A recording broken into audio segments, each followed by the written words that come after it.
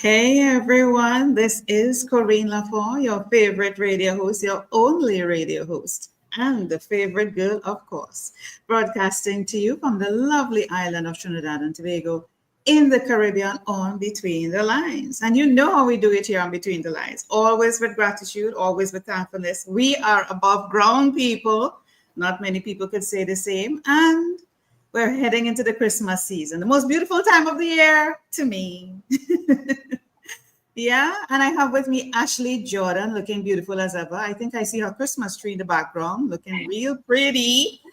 Lovely setting. It is not a virtual background, people. It is real. Thank you. Yes, and we have people watching and listening to us on Facebook, LinkedIn, and on YouTube. So thank you so much for being here with us, listening live. Of course, you know, I always invite you to ask your questions live, and it will show up right here at the bottom of the screen. It's your moment of fame, so take advantage of it. And you'll be able to get all your questions answered live. Engage with us. If not, and you're shy, put your questions in the comments, or if you have any comments at all, please support us by giving us some love. You know, it's not easy to be doing this, I'm sure, but I enjoy doing it. Yes. And so we would love to have you engage with us. Today, we're talking about why do we seek validation? My word, I think that's a forever trending topic. Why do we seek validation? And let me tell you a bit about Ashley before we go on. So I'm grabbing her bio here. Ashley Jordan has done many things throughout her life. She's been a feminist activist, licensed attorney, so we have the legal aspect here, people, public speaker, and a stay-at-home mom, the greatest job in the world. Most notably, however, she's a well-published journalist with her works appearing in the New York Times, the Washington Post, the Guardian, and Huffington Post, among others. And she is the author of Unhappy Achiever, Rejecting the Good Girl Image and Reclaiming the Joy of Inner Fulfillment. Today, she lives in Milwaukee, Wisconsin. Unfortunately, she's not in the Caribbean to be able to wear things like these people.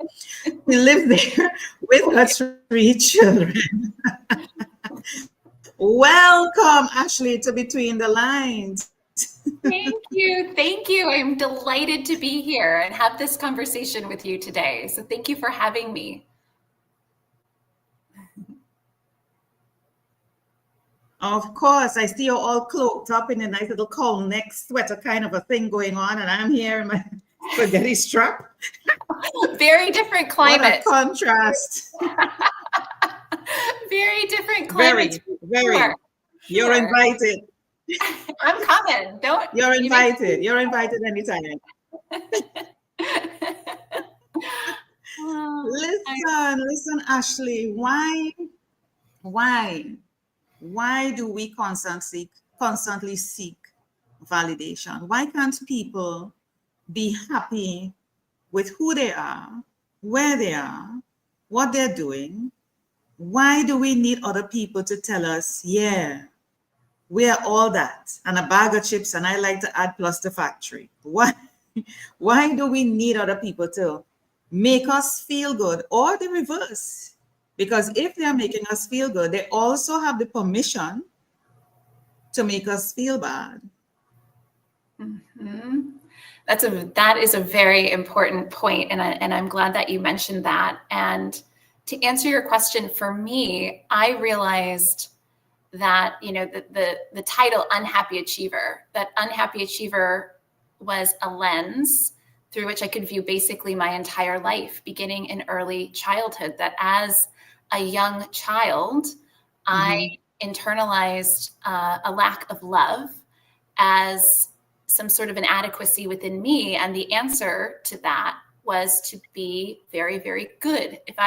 If love wasn't free, I would earn it, right? Through validation, right? Through doing things that told me I was a good girl, I was a smart girl, I was a pretty girl. And so for me, the root of it was a lack of self-love and an internalized lack of love, beginning in my earliest years and carrying through really my entire life, almost 4 decades of life living that way. And it is a trap, because even though we're on this hamster wheel where we're seeking, right, approval and validation from others outside of us, just as you pointed out, even when we get it, one criticism can strip it all away, because we have such a fragile sense of self when we're sourcing ourselves from the outside in instead of the inside out.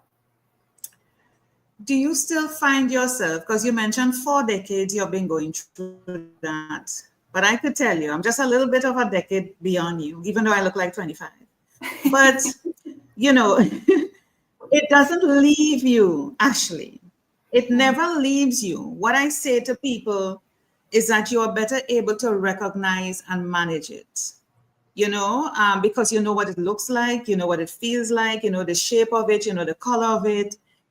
You're able to recognize it from a little bit more of a distance, and you're able to manage it before it even comes to you, or even if it comes to you. So I want to say to people that it never stops. But here's the thing I want to ask you. How are you managing it now in your 40s? And when it shows up in your later years to come, how do you think, with the Ashley of today, is going to be handling that in the next decade, 2 decades, 3 decades? Well, for me, part of letting go of the need for validation was letting go of the need for perfectionism, for being perfect. And so for me, liberation lied in realizing and admitting to myself, I'm not perfect. But just because I'm not perfect doesn't mean I am not absolutely and completely lovable, right? And I can embrace my magic, I can embrace my messiness, and I can embrace my in-betweens. And that piece is where the freedom from validation and approval lie, because it's not that it won't come up, right? Exactly as you're pointing out, it's not that we won't see it pop up, but when we do see it, we're able to say, okay, I know what this is, right? And I don't need this anymore, right? I can let it go, and I can make mistakes. So if I create something and people love it, awesome, that's great, right? If I create something and people hate it, okay, right? It doesn't define who you are. Exactly. It doesn't define my worth. And also, I admit to myself that I am perfectly imperfect. So if someone doesn't approve of me, that's okay, right? Because I'm approving of me and I'm trying my best. Yeah. I remember an analogy was said to me some time ago, and it stayed with me. And I know you guys have fruits where you are. And when we're looking to buy fruits, right? When we go to the supermarket or even the farmer's market, wherever we buy our fruits, we want that nice, shiny, clean fruit, that looks perfect. Mm. Right? Mm-hmm. The one that has a little dent or the little dark spot, or, it looks like it got knocked or something, or somebody pressed a finger or something, you reject it. Mm-hmm. So we are like fruits, and as a matter of fact, the ones that have the darker spots and little aging and little imperfections are the ones that taste the sweetest. Yeah. Yes. Yes. Yes. That is exactly what I was thinking as you were saying that. Yes. So for me, perfectionism was such a trap because it convinced me that if I didn't fit somebody's definition of, for instance, beautiful, right? Mm-hmm. I don't fit a lot of the definitions of beauty that were really widely disseminated in mainstream when I was growing up. Okay. Mm-hmm. I have, and so I internalized that as I wasn't beautiful, right? Mm-hmm. But what I've come to realize is that our true beauty lies in our authenticity. It lies in our uniqueness. It lies in our imperfections. The parts about us that people told us were imperfect are often the most beautiful aspects of who we are. And so we shine that bruised fruit and we and we taste it and we start to, over time, love it and realize that it was better than the ones that have no blemishes at all, and that we are better than the boxes that were set for us and more beautiful than the standards that were defined for us. You said something there a while ago, and I want to clip on that. You said when people tell you something to make you feel bad about yourself, and I'm paraphrasing it. When I hear that, what I hear, that translates to me as they are seeing something in you, in me, and the person listening that they are envious of. That's what I see. And somebody might be listening to this and think, oh, you're just saying that to yourself to make yourself feel comfy. No, it isn't. No, it isn't. It is a fact. It is the truth. Anybody who is telling you something about yourself is actually insecure about themselves and actually want that. So what they do is a sort of psychologically twisted thing to make you feel less, question and doubt that aspect of you, so that you actually reach down to their level. And that brings the misery love company together. Yeah. So they have to do that to bring you down to their level. Plan that doubt in your mind. Oh my God, I have a bump here. And it never bothered you before. Until that person said it to you. And why? You were living with it all your life. Nobody never noticed it. But this one person decide, I'm going to zoom in on that and say something about it so that you could start now thinking, wondering, questioning, trying to erase it when nobody else really was paying, not even you. Why would they do that? And why do they? And another deeper question for you. Why would they be able to penetrate you, me, and the persons listening? How did they get access to be able to place that doubt in you? I wonder if you're understanding what I'm saying. Because if you were solid, if we were solid, if all of us were solid, because you were solid all along, what is that change? Or what happened that allowed that person to be able to place doubt in you?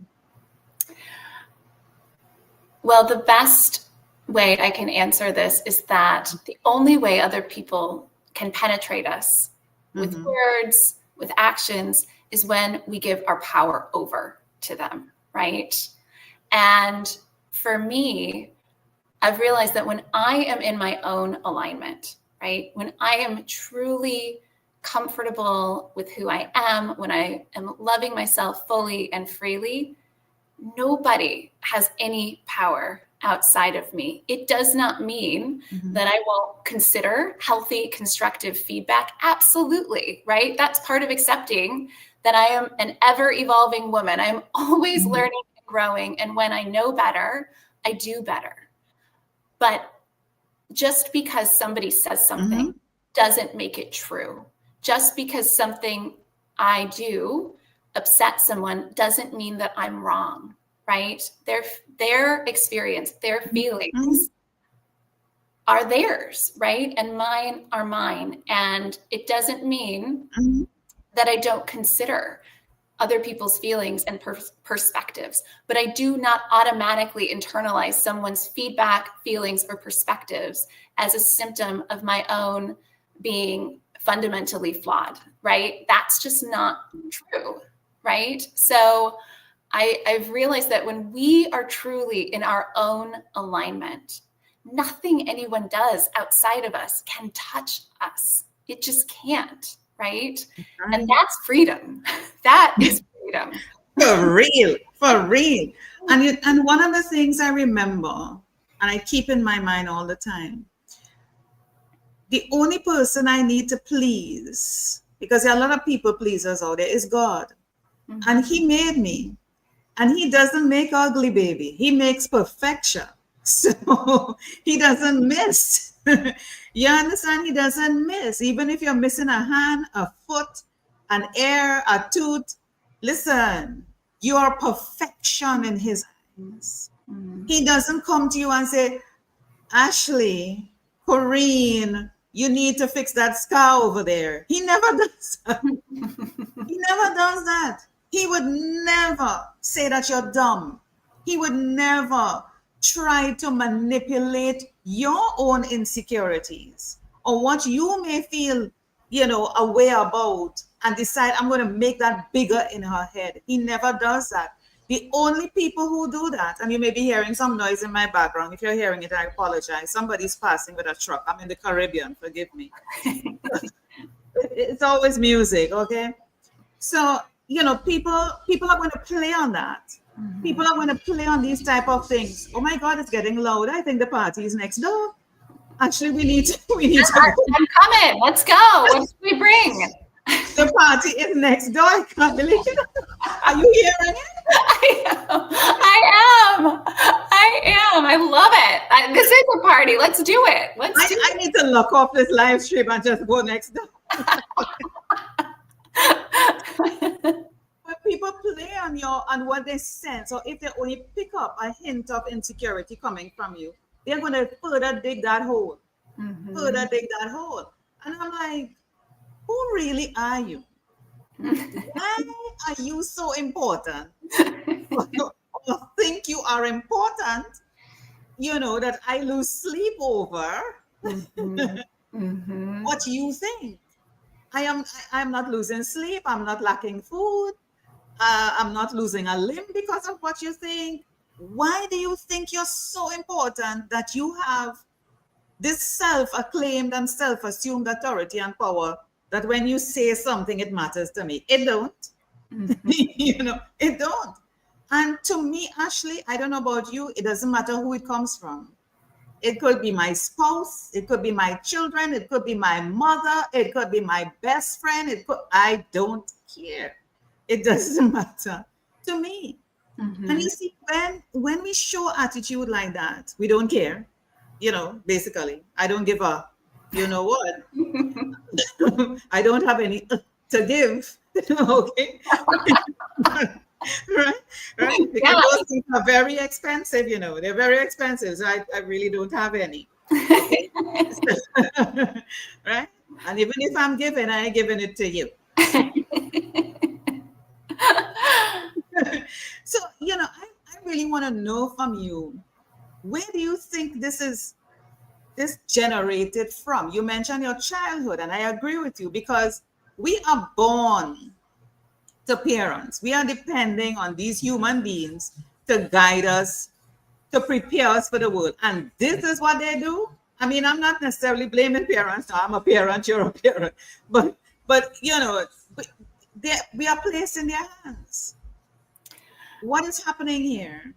Well, so As I say in a chapter from Unhappy Achiever called Wombs and Wounds, every parent, every mother is another person's child after all, right? And for me, I had to realize that my parents can't give me what they themselves did not receive from their own parents, right? And that is how pain, right, is perpetuated through family lines. And so that realization that my parents are just people, they are perfectly imperfect, just as I am. They could no longer offer me a perfect parent than I can offer my children that. All we can do is our best. And so realizing that allowed me to give them grace and humanity and compassion and forgiveness and find true unconditional love for my parents, which I also realized is all we really want from our parents too, right? We just want them to love and accept us unconditionally. And I always say, we can't have what we can't hold. If I cannot hold unconditional love for my mother and father, they cannot hold the same for me. And I have also found, to your point about, critical voices outside of us, right, that try to hurt us, that try to keep us small, that try to tear us down. What I've personally realized, and this was a reflection I first had about myself, was that I had much less compassion, much less empathy. I operated with a lot more judgment before I found love for myself. The more I reckoned with myself, my own inadequacies, my own shortcomings, my own pain, my own trauma, the more that I did that, the more loving, the more compassionate, the more kind, the more non-judgmental, the more positive I became. The more grace I gave myself, the more grace I was able to give the world around me. That's right. I'll share a little bit with you. Like, just in case you didn't notice, I'm Black, right? I just wanted to point that out. So, just in case. So, I have two-tone skin.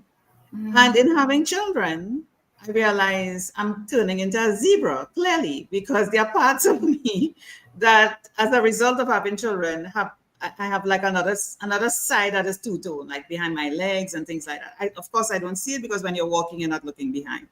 But it was pointed out to me by my mother. I didn't know.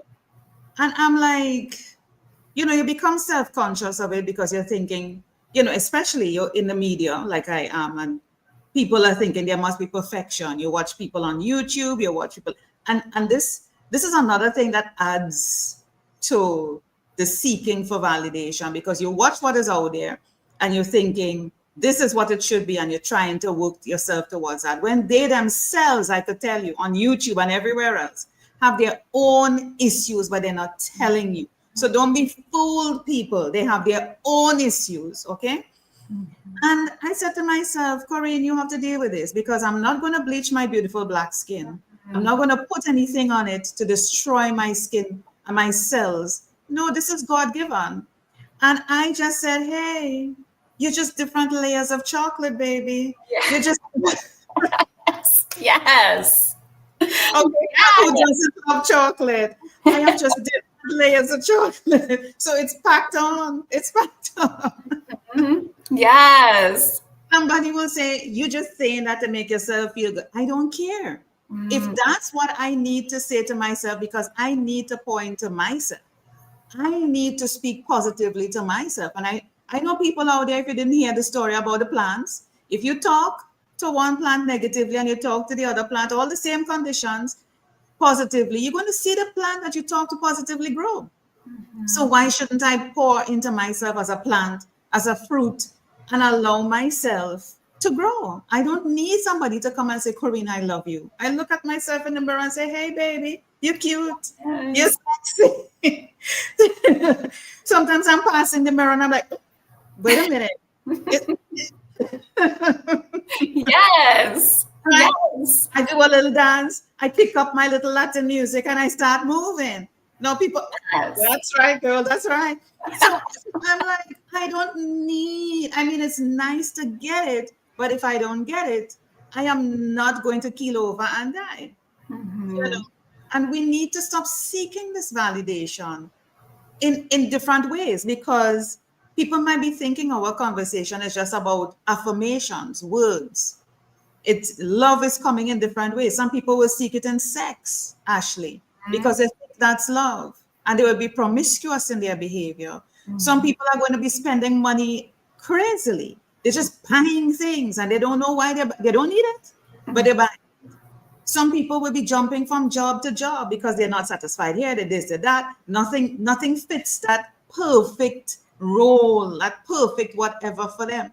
People, let me tell you the truth. And Ashley, you could endorse this if you wish. There's no perfect. There's no perfect man, no perfect job, no perfect nothing. However, you are perfect in the eyes of God. And once you know this, everything else emanates around you. It's going to be perfect, and you're not going to be seeking that sort of validation in other people, in a job, in money, in buying things, in living a particular place, in doing crazy crap. Because all the things, and we know it, all the things that people accumulate as they get it, or even drugs, all the things that people do, it never satisfies them. They're always looking for the next big thing. Ashley, speak to that. Yes.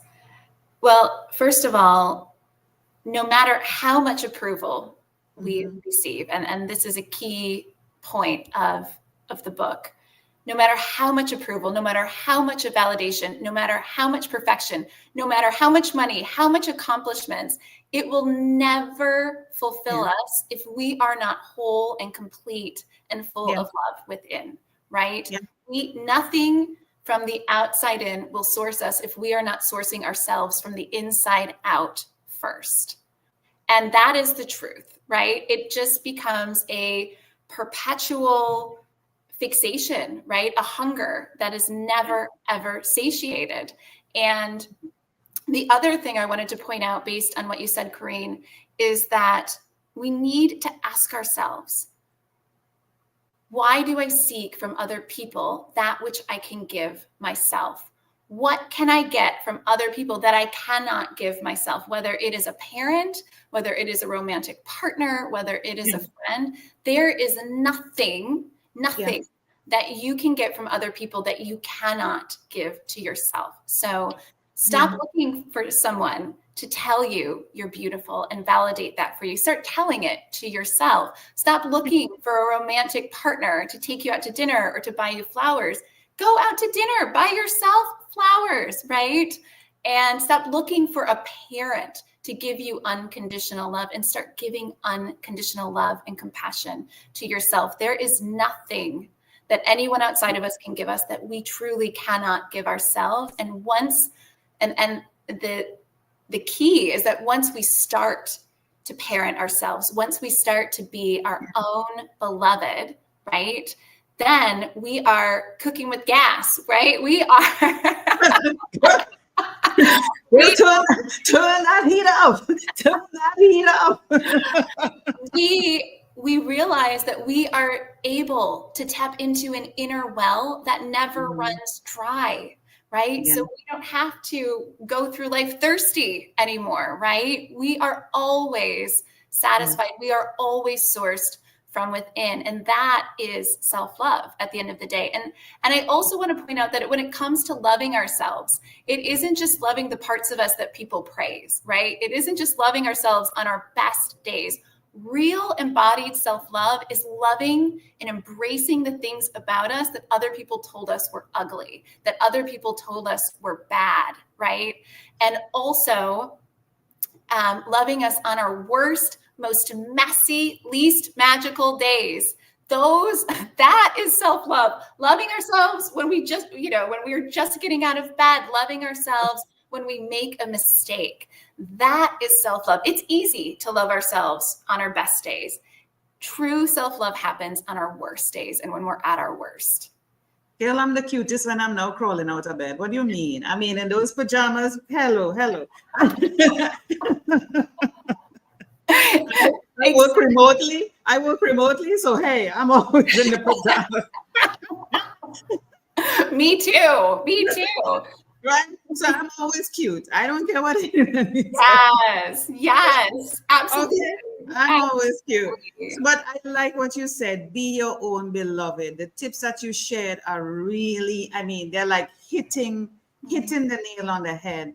Love yourself. Stop waiting for somebody to tell you they love you. Parent yourself. You know, there comes a point in your life, Ashley, where you recognize, wait a minute, what my parents are doing was not right. I don't like this. I don't want this for my life. And especially when you want to become a parent, you don't want to carry over that to your children. You want them to be loved. So there comes a point you have to put a stop. You Yeah. have to put a stop. You have to say, I need to change this. I don't want this for my children. And recognize it, like I said, when it starts coming at you, because it doesn't really go away. It doesn't eliminate. So it will resurface, right? But be aware is a level of awareness and consciousness that is required. So it takes a lot of will and willpower to be able to know, no, I don't want to say that to my child. Take a break, walk away from the situation. Tell them, hold on, I can't answer you now. Or even the person that you're involved with in a relationship, take that pause, gather up the little brain cells and the body cells, and then you can come back to the person, because you're feeling this thing coming up in you, it's triggered, and you might feel to lash out or say something that is not you or who you don't want to be. And I believe that each day, and we're at the end of the year, closing of 2024, going into 2025, people, and each day you're supposed to be a better version of yourself than yesterday. When you look at yourself now, I should be better than the person I was an hour ago, 2 hours ago, yesterday, last week, last year. I'm supposed to be better. And if that's not the case, something is off. I need to do something. But that in itself requires introspection, Ashley. So working on yourself within takes more than even will. It takes you to recognize that you don't like the person that you are and you don't want to continue that way. But for you to do that, like I said, it requires you doing that introspective work and being willing. Because once you do that, because I know you know this, and you could say yes or no, once you go on the path of becoming a better version of yourself, you have to, and she mentioned it before, let go. You have to let go. And people that you used to carry along with you like a purse, everywhere you go, they're there with you. They cannot continue with you. There are sacrifices that will be made. There are things you need to decide. Some things will fall off on its own, but there are things you need to decide. I can't hang with Ashley again.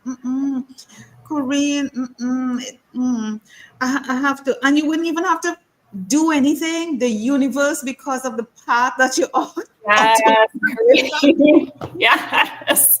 And you're like, wait a minute. When last did I talk to? It hits you after probably months or a year. You're like, wait a minute. I haven't talked to Ashley. And you're tempted. Listen, people, you're tempted to pick up the phone to call Ashley. Hold up. Don't talk to Ashley. Put the phone down. Put the phone down. Because that's a sign. That's a sign you have outgrown. You are growing. And you don't need Ashley. But if you pick up that phone and call Ashley, listen, you're opening up that portal again and inviting Ashley back in. Ashley, say something as we wind up the episode. Well, what you're saying, Corine, for me makes me think of the saying, when we stop pleasing, people aren't pleased. And that's a truth, right? When we stop people pleasing, some people will not be pleased. And that's okay, right? It's okay. Letting go, letting people fall away from our lives doesn't mean we did anything wrong. It doesn't even mean they did anything wrong. It just means there's no co-resonance anymore, right? You are growing, you are changing, you're evolving. And when people fall away, it creates the space for new people to step forward who can meet you on the path. Amen. Right? Amen, sister. Yes. On a Sunday. Amen. That's right. That's right. You make room. And you see, the reason why we don't want to make room, Ashley, is because we feel what we currently have is the best, is all that we need. but you don't know there's something bigger and better out there for you if you just let that go. Yeah. Let it go. Let it go. It's waiting for you, but you have to let go of what you have now to be able to embrace what is waiting for you around the corner. Actually, I had a wonderful time. Any final words before you go? I am just delighted to have this conversation with you, Corine, in the Caribbean, and where it's warm and sunny. And the last thing I want to say to everyone who's listening is that remember, you are not beloved because of your doing. You are beloved because of your own breathtaking being. Everything that you were the day that you were born. And all we have to do is unbecome all of the baggage that obscured that. That's it. Actually, I'm not going to say a word after that. Thank you for being on Between the Lines. All of you who are watching, listening to us on YouTube, LinkedIn, and Facebook, thank you so much. Again, I invite you to check us out again next week. I'm going to have another fabulous episode, of course. Come hang with me. Come hang with me and my guest next week. And to those who are preparing for the holidays, don't kill yourself out. The work is always there. Okay? Focus on love, focus on family, focus on creating memories, and stop this curtain and cooking and all. Stop it.